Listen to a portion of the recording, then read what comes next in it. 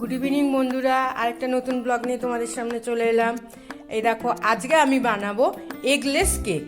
তার জন্য আমি এখানে নিয়েছি 2 কাপ ময়দা, তার মধ্যে 2 চামচ বেকিং পাউডার আর 2 চামচের থেকে একটু কম বেকিং সোডা নিয়ে ভালো করে চেলে, এই যে এই চালনিটা দিয়ে ভালো করে চেলে, এই দেখো এই ডাস্টগুলো ময়লাগুলো বেরিয়েছে, তো ভালো করে চেলে রেখেছি ময়দা আর মানে শুকনো উপকরণগুলো যেমন বেকিং পাউডার, বেকিং সোডা, ময়দা, এগুলোকে নিয়ে আমি এখানটায় চেলে রেখেছি। এরপরে দেখাচ্ছে আজকে তোমাদের সাথে আমি কেকটা পুরো স্টেপ বাই স্টেপ কিভাবে তৈরি করছি সেটা পুরো শেয়ার করব, কেকের রেসিপিটা তোমরা দেখতে থাকো আমার ভিডিওটা। দেখো 2 কাপ ময়দা নিয়েছি, তার জন্য আমি এখানে 2 কাপ চিনি নিয়েছি। এই চিনিটাকে আমি ডাস্ট করব, চিনি গুঁড়ো বানাবো, তো দেখতে থাকো। এই যে দেখো চিনি গুঁড়োটা আমি এর মধ্যে ঢেলে দিচ্ছি।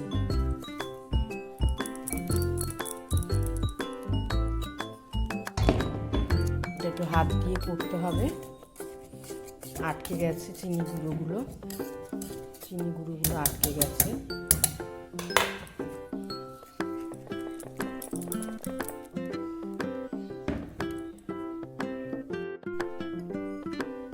চিনি গুঁড়ো, তার মধ্যে দিচ্ছি 1 কাপ তেল। 2 কাপ চিনি গুঁড়ো দিয়েছি, তার মধ্যে আমি 1 কাপ সাদা তেল দিলাম।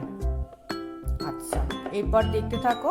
এবার এই যে এই চিনি গুঁড়ো আর এই সাদা তেলটা, এটা দিয়ে আমাকে ভালো করে ফেটিয়ে নিতে হবে, মিশ্রণটাকে ফেটিয়ে নিতে হবে ভালো করে।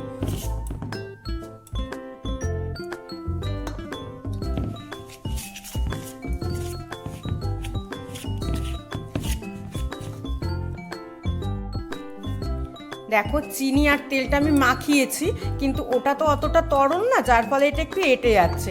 তো এর মধ্যে আমি এখন দিয়ে দেবো হচ্ছে এই যে 1 কাপ দুধটাকে আমি জাল দিয়ে রেখেছিলাম, তো 250 দুধ, তা 1 কাপ দুধ দিয়ে দিলাম। এবার এই দুধ, চিনি, তেল, এই মিশ্রণটাকে আমাকে ভালো করে মিশিয়ে নিতে হবে। মিশিয়ে মানে ভালো করে ফেটাতে হবে। কেক হচ্ছে তুমি যতটা ভালো ফেটাবে তত তোমার কেক ফুলবে ভালো। তো আমার সব এই কাপ মেপেই করা। 2 কাপ ময়দা, 2 কাপ চিনি গুঁড়ো এই কাপের, তেমনি 1 কাপ তেল, আর 1 কাপ দুধ। এবার এইটাকে দিয়ে আমি করব। আমি যতটা ময়দা নিই ততটা কাপই চিনি নিয়ে চিনি গুঁড়ো করে আমি কেকটা বানাই। ঠিক আছে, দেখো, দেখতে থাকো প্রসেসটা। দেখো আমার চিনি, তেল আর দুধ ভালো করে ফেটানো হয়ে গেছে। দেখো কোনো লাম নেই, তোমরা হয়তো দেখতে পাচ্ছ এর মধ্যে কোনো লাম নেই। এটাকে আমি ভালো করে ফেটিয়ে নিয়েছি, দেখতে পাচ্ছ, ভালো করে ফেটিয়ে নিয়েছি। এবার এর মধ্যে আমি অ্যাড করব বাটার।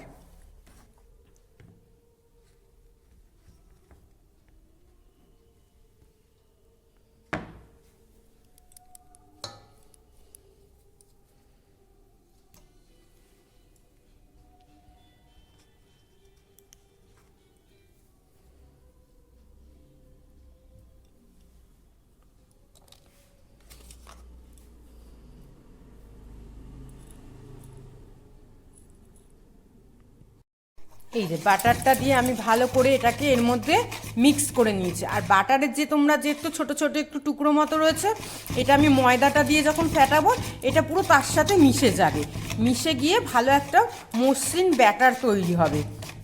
এটাকে তুমি ক্লকওয়াইজ, অ্যান্টি ক্লকওয়াইজ যেভাবে পারো এটাকে ঘুরিয়ে তোমাদের মেশাতে হবে। আচ্ছা, এরপরে এর মধ্যে আমি অ্যাড করব হচ্ছে শুকনো যে ইনগ্রিডিয়েন্টসগুলো আছে কেকের, ময়দা, বেকিং পাউডার, বেকিং সোডা, যেটা আমি চেলে রেখেছি, আমি এখন সেটা অ্যাড করব। এই যে দেখো আমি এর মধ্যে ময়দা দিয়ে দিয়েছি। এবার এটাকে যত পারবো আমি তত ভালো করে সুন্দর করে ফেটিয়ে নেব, ক্লকওয়াইজ, অ্যান্টি ক্লকওয়াইজ। এটাকে ভালো করে ফেটাতে হবে। এর মধ্যে যতটা এয়ার ঢুকবে, ফেটানোর মানে হচ্ছে এর মধ্যে যত এয়ার ঢুকবে তত ফ্লপি হবে কেক, তত সফট হবে। তোমরা আমার কেকটা বানানোর পর দেখবে কতটা সফট হয়, কতটা ফ্লপি হয়। তো দেখা হচ্ছে তোমাদের সাথে আর একটু বাদে। এটা আমি একটু ফেটিয়ে নিয়ে তোমাদেরকে আবার ফাইনাল লুকটা এটার দেখাচ্ছি। আচ্ছা, এই দেখো আমার এটা কি সুন্দর একটা ক্রিমি টেক্সচার তৈরি হয়ে গেছে। তো তোমাদের বলছি, যদি মনে করো যে এটা খুব শক্ত হয়ে গেছে, মানে প্রচণ্ড ঘন হয়ে গেছে, তাহলে তোমরা দুধ মেশাতে পারো, লিকুইড দুধ। কেকে কখনো জল মেশাতে নেই, কেকে সবসময় লিকুইড দুধ মেশানো যায়। তো এই যে 250 দুধ দিয়ে, ওই 1 কাপ দুধ দেওয়ার পরে আমার মনে হচ্ছিলো এটা যেন একটু শক্ত হয়ে গেছে, তো আমি অল্প একটু আরও দুধ দিয়েছি। মোট কথা 2 কাপ ময়দায় 2 কাপ চিনি গুঁড়ো, 250 দুধের প্যাকেট দিয়েছি আমি। আর দেখলে তো বাটার দিলাম, টেবিল স্পুনের 2 টেবিল স্পুন বাটার আমি দিয়েছি। আর এবার শুকনো উপকরণগুলো দিয়েছি, দিয়ে এবার আমি এটাকে ভালো করে ফেটিয়ে নিয়েছি। দেখো এর মধ্যে বাবলস এসছে, মানে আমার ফেটানোটা খুব ভালো হয়েছে। আমি ক্লকওয়াইজ অ্যান্টি ক্লকওয়াইজ করে ফেটিয়েছি। এটার মধ্যে ডিম দিইনি, ডিম দিলে এটা আবার অন্যরকম টেস্ট হয়। তো আজকে আমি এটা ডিম ছাড়া করছি, এগলেস করেই পুরো কেকটা বানাচ্ছি। তাহলে তোমরা এবার দেখতে থাকো আমি এটাকে কিভাবে মোল্ডের মধ্যে দিয়ে প্রসেস করে বসাই। এই যে আমার মোল্ডটা, এটা আমি বাটার দিয়ে, আমি হাত দিয়েই করছি। আমার সিলিকন ব্রাশ আছে, কিন্তু এখন আর ব্রাশটা আমি একটু খুঁজে পাচ্ছি না। তো যাই হোক, আমি হাত দিয়ে কেকের মোল্ডটাতে ভালো করে বাটার মাখিয়ে নিয়েছি। এবার এর মধ্যে আমি দেব হচ্ছে শুকনো ময়দা, ছিটিয়ে দেব।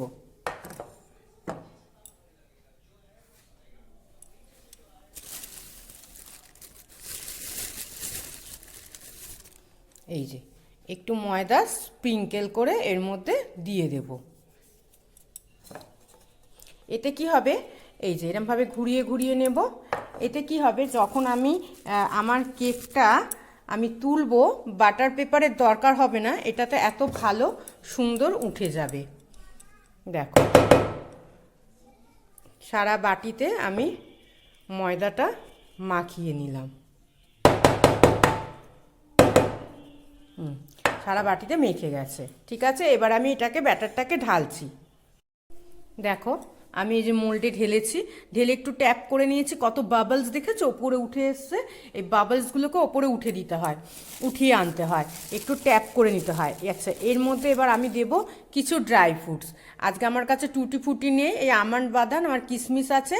আমি এগুলো দিয়েই আজকে কেকটা বানাবো, কারণ টুটি ফুটি যেটা এনেছিলাম আমি ক্রিসমাসের কেককে পুরো দিয়ে দিয়েছিলাম। এবার তারপরে আজকে আর আমার দোকানে বেরানোও হয়নি আর আনাও হয়নি। তো যাই হোক, আমি আজকে এরকমভাবেই কেকটাকে আমার করছি, একটু আমন্ড বাদাম কিশমিশ এগুলো দিয়ে কেকটাকে আমি তৈরি করছি। এবার আমি কেকটাকে বসাবো। এই যে দেখো আমি বসিয়ে দিয়েছি আমার কেকটা, এবার কেকটা হতে থাকবে।